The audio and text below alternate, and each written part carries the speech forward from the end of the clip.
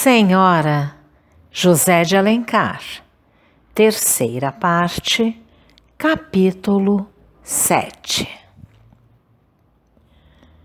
Seixas escreveu a seu chefe uma carta justificando sua ausência com um motivo grave e remetendo-lhe alguns papéis que havia despachado na véspera.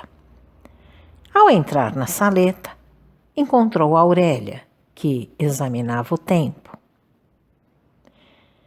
Está um dia tão quente. O melhor talvez fosse adiar nossas visitas. Que diz? Decida, porque ainda tenho tempo de ir à secretária. Vamos almoçar, resolverei depois.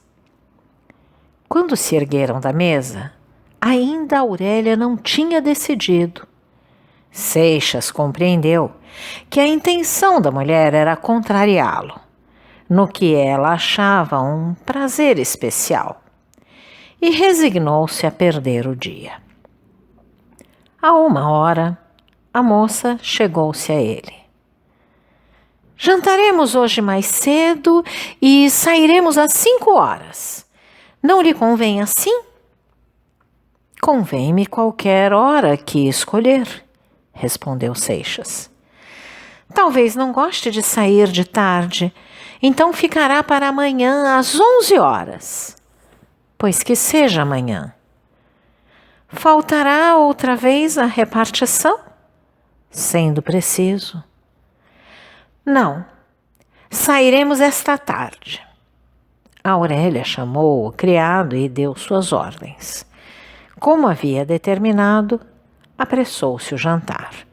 E às 5 horas descia ela a escadaria de seu palacete, em cujo pórtico a esperava a elegante Vitória, tirada por uma parelha de cavalos do cabo.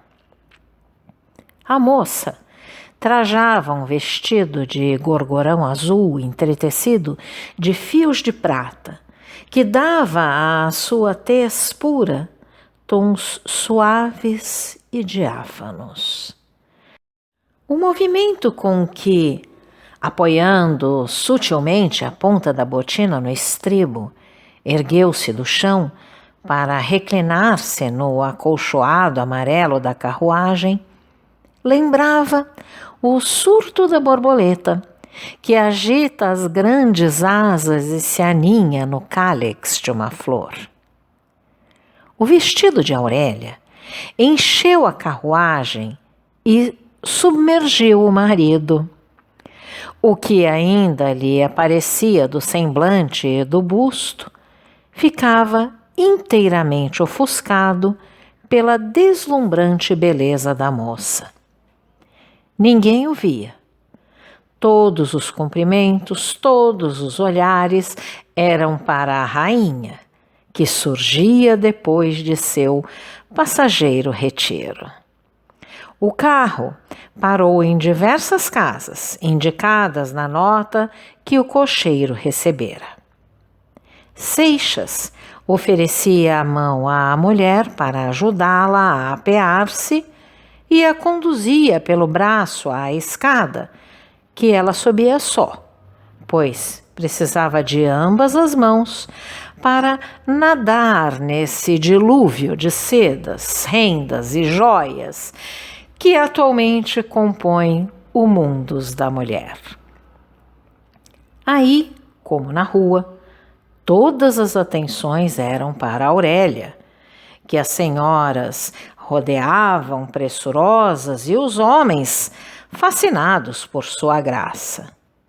Seixas apenas recebia um pálido reflexo dessa consideração quando exigia a estrita urbanidade.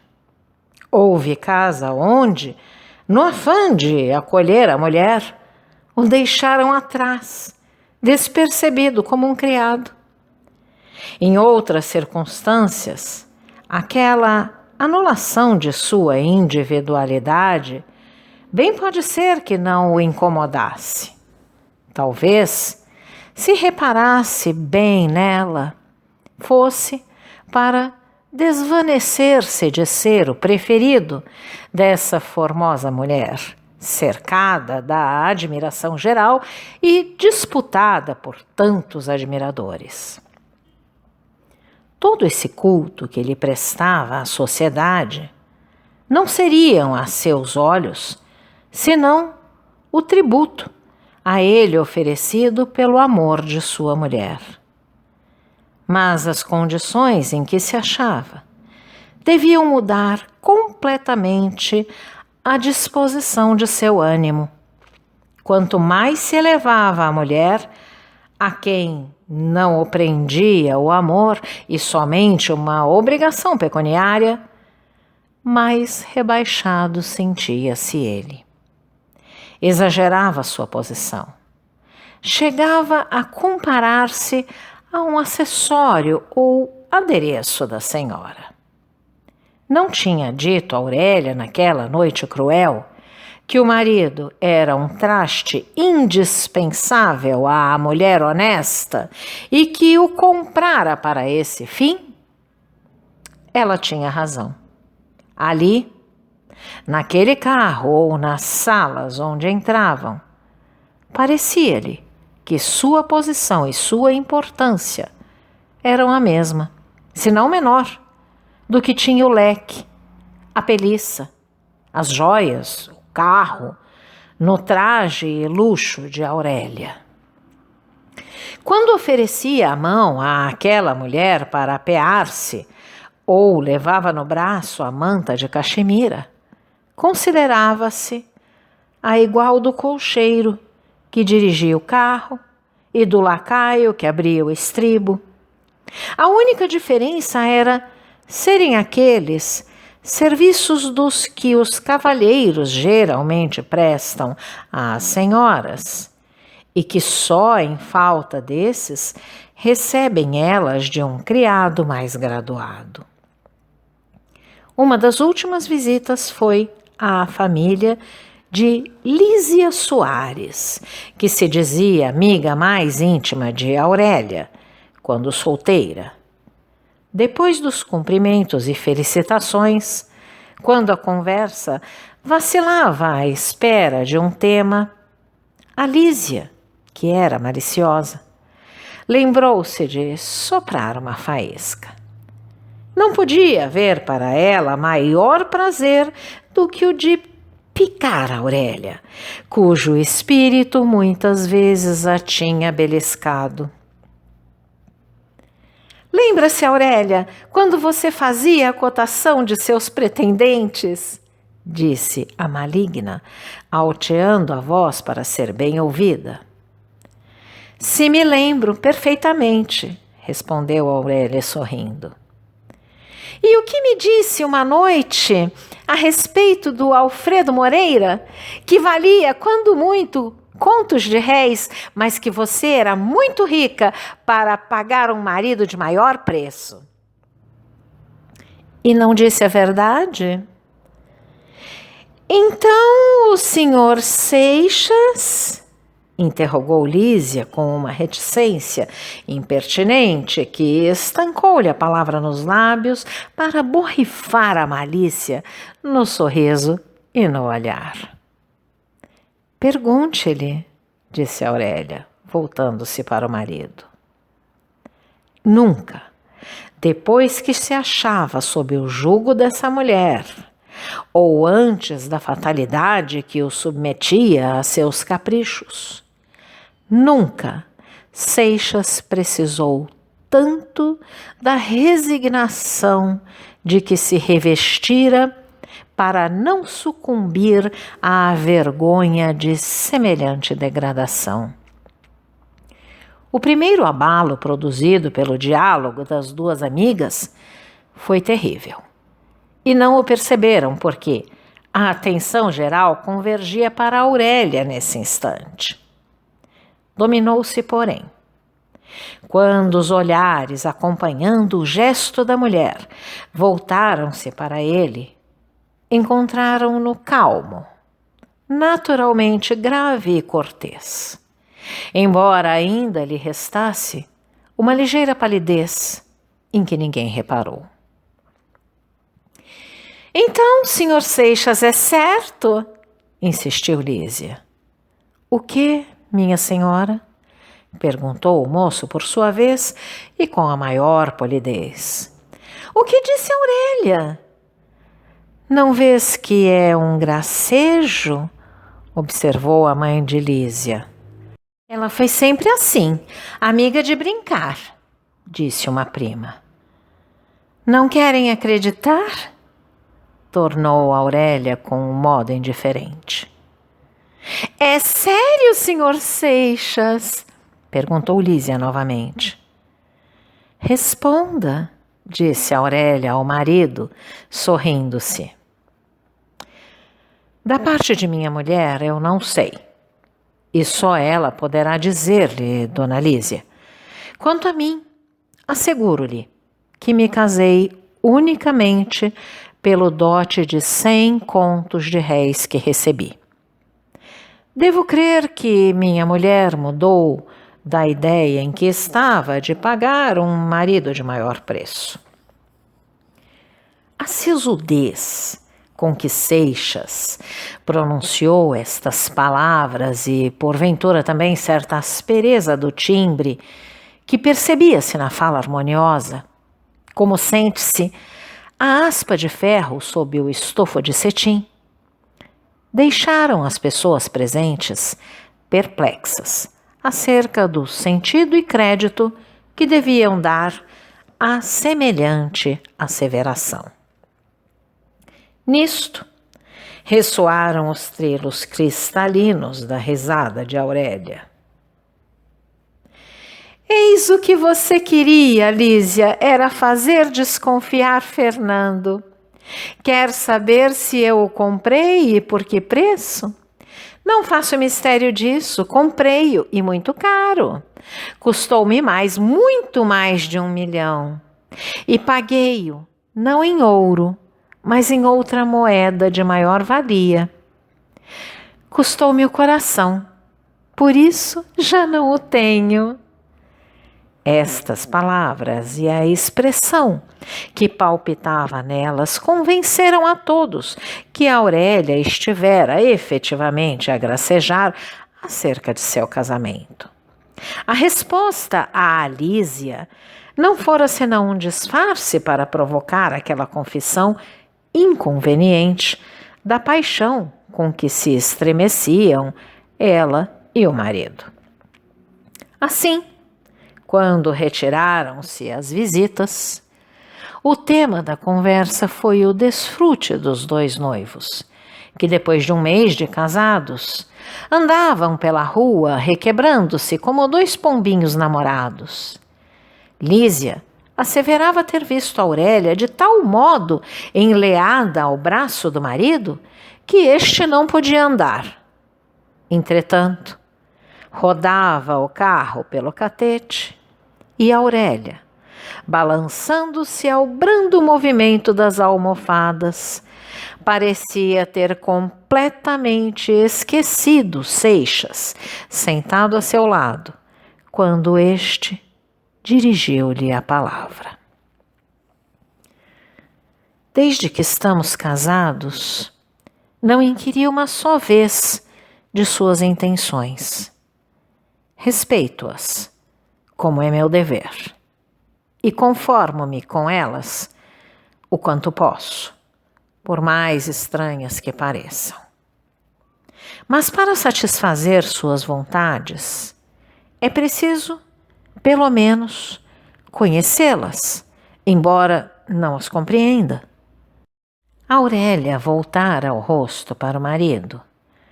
Como já não receava ser vista por causa do lusco-fusco, deixou que seu semblante tomasse a expressão de soberba desdenhosa que o vestia nesses momentos de surda irritação. Que pretende com este prólogo? A princípio quis me parecer que desejava ocultar dos estranhos a realidade de nossa posição. Confesso que nunca pude atinar com o motivo dessa singularidade, criar deliberadamente uma situação para ter o gosto de negar a todo instante? É absurdo, não é? Também me parece a mim. Não perscruto seu pensamento. A senhora devia ter uma razão, que ignoro. Como eu. Importa-me, porém, saber se mudou de propósito, como indica a cena que acaba de representar, e se resolveu, dora em diante, fazer escândalo do que ontem fazia mistério. E para que deseja saber isso? Já o disse. Para conformar-me à sua vontade e afinar-me pela mesma clave.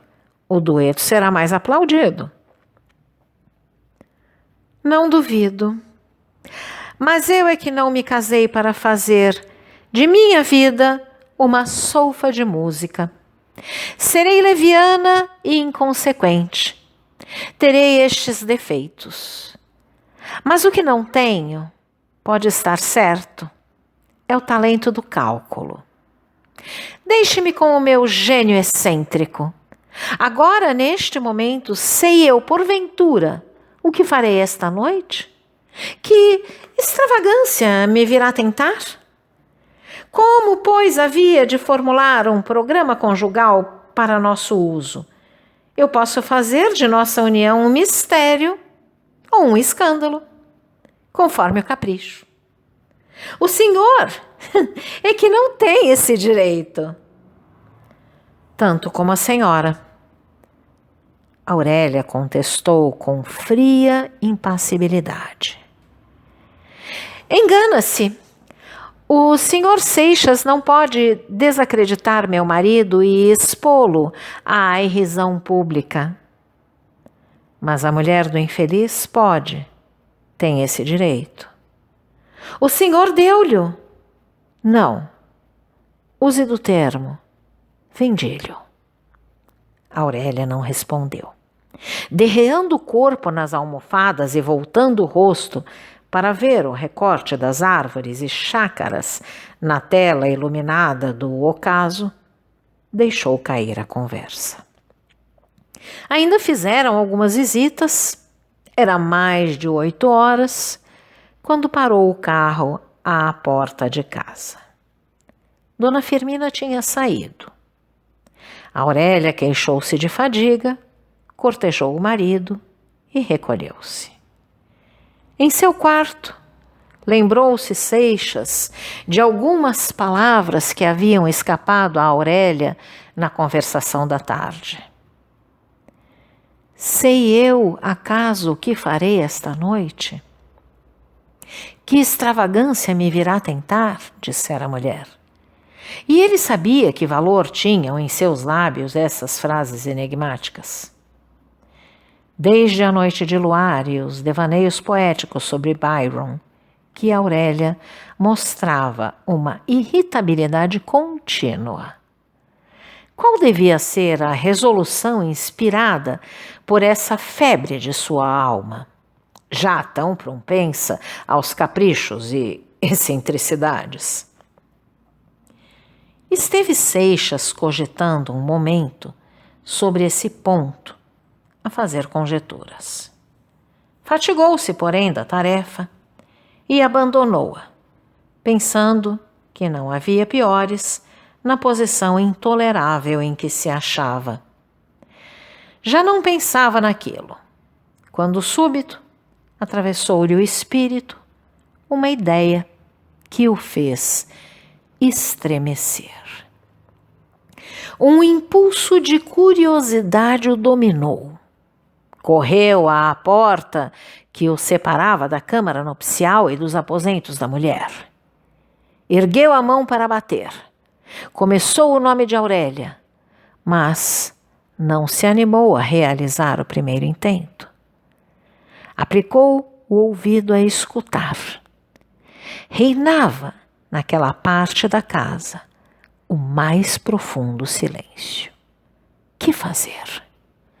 Agitado pela ideia terrível que o assaltava, deu a esmo algumas voltas pelo aposento numa perplexidade cruel.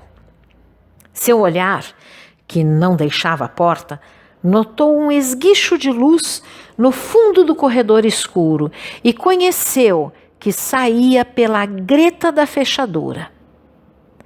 Aproximou-se cautelosamente, sem rumor. Pelo recorte da chave, pôde ver na parede fronteira um quarto iluminado que se destacava no crepúsculo da câmara nupcial.